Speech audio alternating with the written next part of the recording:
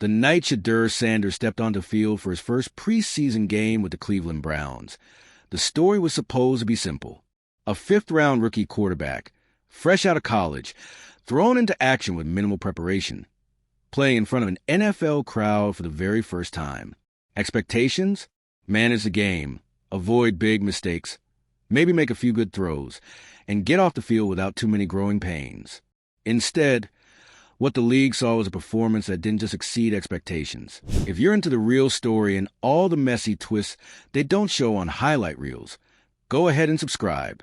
And if you're sticking around to see how this Browns QB chaos plays out, you should definitely be subscribed. It demolished them.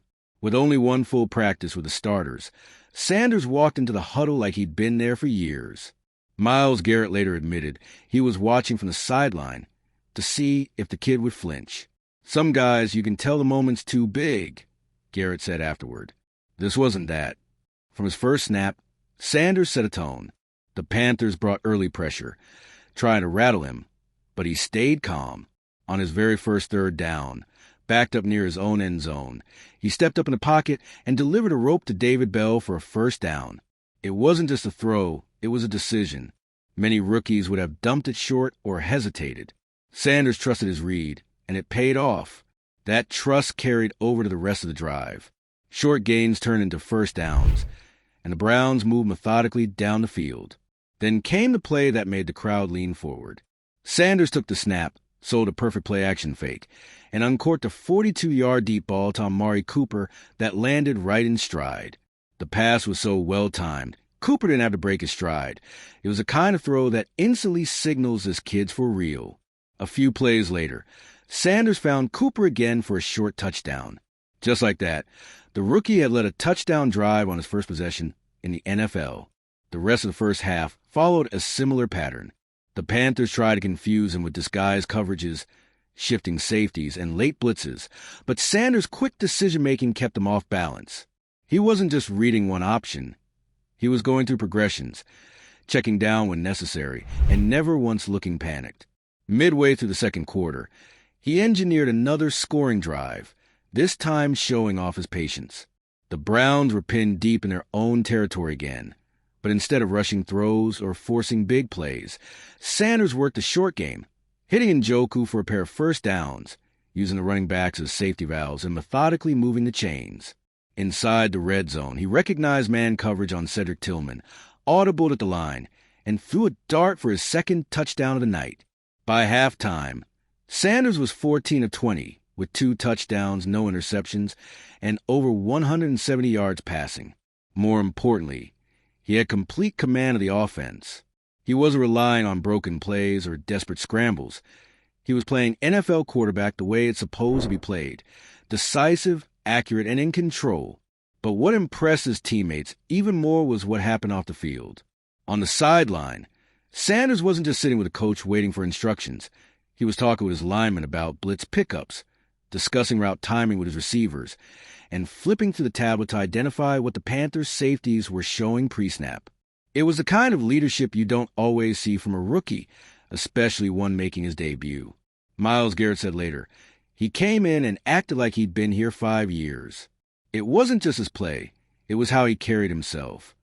In the third quarter, the Browns' play calling opened up even more. Stefanski gave Sanders a green light to test the deep game again, and he didn't hesitate.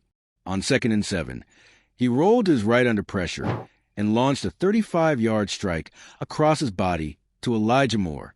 It was a kind of high-risk throw that usually makes coaches nervous, unless your quarterback has the arm and accuracy to pull it off. Sanders did. Even when the Browns hit a rough patch, a stalled drive here, a near sack there, Sanders never let momentum shift completely. On one key 3rd and 8, he sidestepped pressure, kept his eyes downfield, and delivered a bullet to Njoku for another first down. It wasn't the flashiest play of the night, but it might have been the most telling. That's what NFL quarterbacks have to do. Keep drive alive when everything around them is breaking down. By the time the fourth quarter rolled around, the Browns were comfortably ahead. Sanders' night ended with a stat line of 14 completions on 23 attempts, 192 yards, 2 touchdowns, and no turnovers. But the numbers didn't tell the whole story. The real impact was in the way he ran the huddle, read the defense, and set a standard for the offense. When the final whistle blew and the scoreboard read 30-10, Sanders jogged off the field to a standing ovation from the home crowd. Teammates slapped his helmet. Coaches shook his hand, and even Panthers players stopped to congratulate him. Then came the moment that made everyone smile. Asked in his post-game press conference how he'd grade his performance, Sanders didn't puff out his chest or soak in the hype. Instead, he gave himself a C++. "I missed a couple throws I should have made," he said. "Some reads I could have gotten quicker. I can do better." It was classic quarterback humility, the kind of response that shows he's not chasing headlines, he's chasing improvement. Analysts who had written him off as a developmental project in the draft were suddenly reconsidering. NFL Network broke down his tape the next morning, praising his footwork, his pocket presence, and his ability to manipulate defenders with his eyes. ESPN had segments debating whether he should start getting more first-team reps immediately. Inside the Browns' locker room, the reaction was even stronger. Veterans who had been cautiously optimistic in camp were now vocal about his readiness. Garrett called him a natural. Cooper said, "He puts the ball where it needs to be. That's all you can ask from your quarterback." Even the coaching staff, who had tried to temper expectations during camp, acknowledged that the kid had something special. Stefanski's post-game comment summed it up. "He's not afraid of the moment. That's rare." For Sanders, the win was just one game. But for Cleveland, it felt like the beginning of something. Fans who'd spent years cycling through quarterbacks were daring to believe they might finally have someone who could lead the team for the long haul. The city buzzed in the days that followed. Local sports radio couldn't stop replaying his deep ball to Cooper. Kids showed up to school wearing his jersey. And at the Browns training facility, the atmosphere had shifted. There was a sense of purpose, a belief that this season could be different. And Sanders? He was already in the film room Monday morning, reviewing every snap, highlighting every mistake, and making notes for what to fix. "One game doesn't mean anything if you don't keep building," he told reporters. If his debut was any indication, Sheduer Sanders wasn't just building for the next game. He was building for something much bigger. The Monday after Sheduer Sanders' debut felt different in Cleveland. Normally, the day after a preseason game is quiet. Coaches comb through film, players treat sore muscles, and fans start shifting their attention toward the next matchup. But this time, the buzz hadn't faded. The locker room still had that post-victory hum, and the practice facility felt alive. Everyone, from the equipment staff to the front office, knew something rare had just happened. For years, the Browns had cycled through quarterbacks like a revolving door. Promising names would flash in training camp only to vanish under the pressure of NFL speed. Some crumbled physically, others mentally. But Sanders had stepped onto the field for the first time and looked like the moment was his to command. That was what really stuck with the veterans. Sure, his 14 of 23 passing line and 2 touchdowns looked good in the box score, but stats could be misleading. What you couldn't fake was composure. The way he walked into the huddle like it was just another day at the office, the way his eyes didn't dart nervously after a bad play, the way he took responsibility for adjustments instead of deferring to coaches. During Monday's film session, Stefanski didn't just highlight the big throws, he paused on the details. He showed the third down conversion where Sanders' eyes froze to safety just long enough to open a window. He pointed out the protection shifts that bought an extra second in the pocket. He slowed down the replay of that deep ball to Cooper to show how Sanders manipulated the cornerback's hips with shoulder fake before delivering the pass. The room was locked in, and the effect was contagious. The receivers started taking notes on how to adjust their stems based on Sanders' reads. The offensive line nodded when Stefanski highlighted how their quarterback's quick release neutralized the Panthers' edge rush. Even defensive players watched with interest, because if the offense could control games like this, it meant less time for them on the field. By Tuesday, Sanders was back in the facility early, working with quarterbacks coach Drew Petzing. They dissected every throw, not to celebrate, but to find areas to improve. Sanders didn't need to be told what he'd done wrong. He pointed out the slightly late check down in the second quarter, the missed opportunity on a backside slant, the high throw on an out route that forced his receiver to adjust. That humility is what had coaches leaning in. It's one thing for a rookie to make mistakes. It's another for him to recognize them before anyone else brings them up. That's how good becomes great. Practice that week was sharper than usual. Sanders' energy and attention to detail bled into every drill. Receivers stayed after to run extra routes. Running backs spent more time in the film room reviewing pass protection. The offensive line worked on cadence variations to give their young quarterback an edge against aggressive fronts. And it wasn't all scripted praise. On Wednesday, during a 2-minute drill, Sanders missed a hot read and took a sack from a blitzing linebacker. The defense erupted, chirping at the rookie. Instead of firing back, Sanders jogged back to huddle, called the next play, and hit a 25-yard seam route on the very next snap. Message sent. Myles Garrett, who had been watching from the defensive sideline, later said, "That's when I knew he was wired different. He doesn't get rattled, he just answers." As the week went on, media coverage swelled. Local stations replayed his highlights on a loop, while national shows debated whether the Browns should start him in the regular season sooner rather than later. The C++ self-grade became a talking point. Some saw it as false modesty, others as proof of his maturity. Sanders didn't feed either narrative. He gave the same answer to every reporter. "I got work to do." By Thursday, the next preseason opponent was on the radar, a team with a defensive coordinator notorious for making life miserable for young quarterbacks. In film study, Sanders sat with Gabriel and the coaching staff, breaking down tendencies. The two QBs compared notes, talking through how to handle disguise coverages and late safety rotations. The competition for a QB1 might still be technically open, but there was no animosity. Gabriel respected how prepared the rookie was, and Sanders valued the veteran insight. Friday's joint walkthrough with the scout team defense was a clinic. Sanders was crisp, decisive, and vocal in his pre-snap calls. On one play, he recognized a simulated blitz look and checked to a quick slant that went for a big gain. Coaches exchanged glances. Those are the plays that separate a guy who knows the playbook from a guy who understands the game. When game day arrived, the buzz was undeniable. Fans showed up wearing freshly purchased Sanders jerseys. Kids lined the tunnel with signs that read, "QB1 and the future is here." And while it was technically just another preseason outing, it felt like the city had already decided they'd found their guy. The opposing defense tested him early, loading the box and sending linebackers on delayed rushes. The first quarter was a grind, short completions, a few throwaways, and a punt. But Sanders never pressed. He knew patience was as important as production. Midway through the second quarter, he found his rhythm. On a 2nd and 8, he hit a perfectly timed out route to Moore for a first down. Then, a play later, he pulled off one of those throws that make defensive backs shake their heads. A deep dig to Cooper between two defenders. Ball placed exactly where only his receiver could get it. That drive ended with a touchdown, and the Browns never looked back. By halftime, Sanders had once again outperformed expectations. Not just in numbers, but in presence. His teammates fed off his calm, and the offense looked more confident with each snap. On the sideline, he wasn't celebrating. He was already talking through adjustments for the next series. That's when Garrett leaned over to a nearby coach and said, "He's not just playing well, he's making this his team."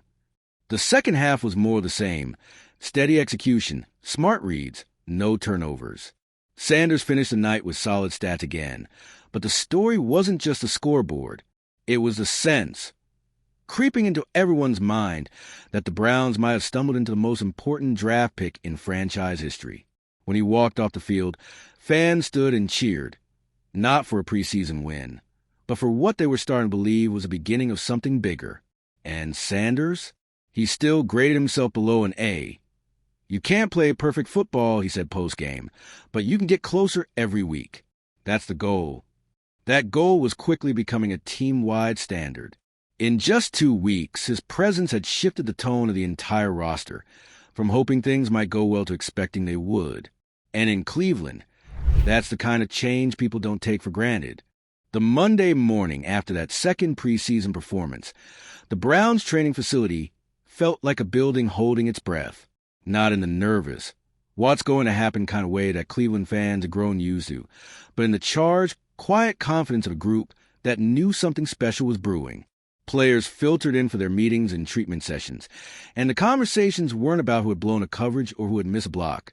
They were about that throw, the one Sanders had fit between two defenders on a 3rd and long, the kind of play you could watch on slow motion all day and still wonder how it happened. The offensive lineman were the first to say out loud, "It feels different with him back there." Protecting Sanders was a different job entirely. He wasn't just standing in the pocket waiting to get hit. He was manipulating protections, reading blitzes before they developed, and getting the ball out on time. That made everyone's job easier. During Monday's film review, Stefanski didn't waste time with generic praise. He zeroed in on the technical mastery behind Sanders' decisions. He rewound the tape on a second-quarter play where the defense had disguised a blitz. Sanders had calmly shifted protection, taken the snap, and delivered a quick strike to the hot route for a gain of 9. "This is how you beat a blitz," Stefanski told the room. "This is quarterbacking." What was striking wasn't just a praise. It was the way Sanders absorbed it. He didn't smirk, didn't look around for approval. He just nodded slightly and started flipping through his own notes on the tablet. That was becoming a pattern. While everyone else was reacting to his success, Sanders was already moving on to the next adjustment. Tuesday brought a heavier workload. It was installation day for the next preseason opponent, a team known for mixing exotic coverages with aggressive pass rush. Quarterbacks coach Drew Petzing walked Sanders through every defensive front they might face, quizzing him on where the ball should go in each scenario. By the end of the meeting, Sanders had rattled off every correct answer without hesitation. The reps on the practice field reflected that preparation. In 7-on-7 drills, he worked the progressions faster than most rookies even attempt. One rep stood out, a play designed to go to the slot receiver on a quick slant. When the defense jumped it, Sanders snapped to his second read and dropped a perfect ball to the tight end up the seam. The throw looked simple, but it was the mental speed that drew nods from the coaching staff. Even Dylan Gabriel, who could have been bitter about losing reps, was impressed. The two quarterbacks were often side by side during drills, sharing notes and quietly discussing coverages.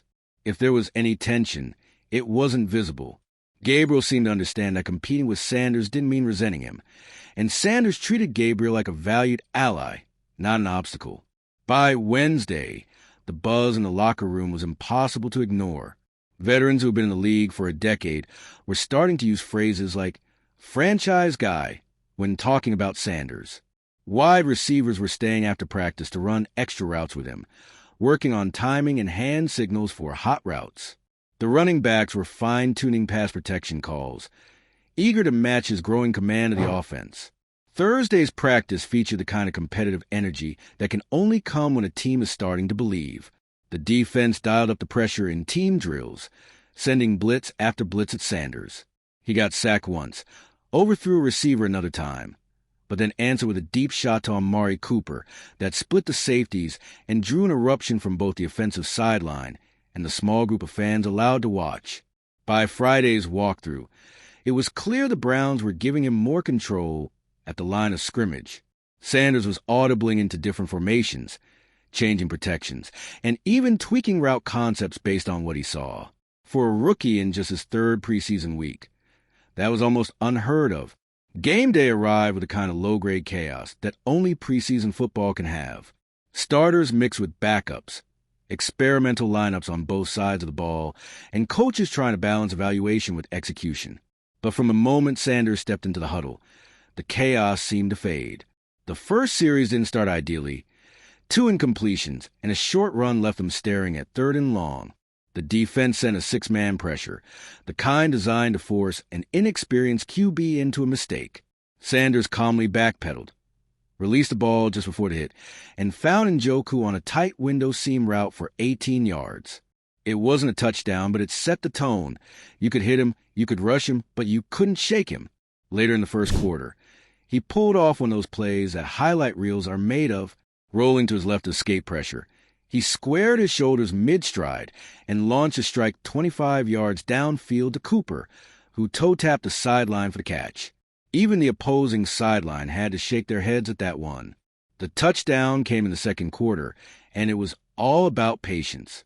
Inside the red zone, Sanders went through his first and second reads, saw nothing, and instead of forcing the throw, dumped it off to the running back in the flat. Jerome Ford made a man miss and dove into the end zone. The box score credited Sanders with a touchdown pass, but the real credit came from the decision not to force the ball into traffic. Halftime saw the Browns leading, and Sanders' night was nearly over. Stefanski gave him one more series in the third quarter, and he made the most of it, marching 65 yards downfield, mixing short passes with a couple of well-placed deep shots. The drive ended in a field goal, but the point had been made. Every time he touched the ball, the offense moved. When the game ended, the Browns had another win, and Sanders had another clean performance. No turnovers, efficient passing, and the same steady leadership that was quickly becoming his trademark. Back in the locker room, the mood was businesslike. There was celebration, but not surprise. This was starting to feel normal, and in the NFL, normal can be a powerful thing when it means consistent execution. In his post-game press conference, Sanders once again refused to take the bait from reporters fishing for a victory lap quote. "It's about stacking days," he said. "You can't let one good week fool you into thinking you've arrived. I haven't arrived. We're just getting started." That line stuck with his teammates. By the time they returned to practice on Monday, stacking days was a phrase you could hear in a weight room, on the practice field, and even in casual locker room conversations. And that's when the shift became undeniable. Sheduer Sanders wasn't just playing well, he was setting the standard.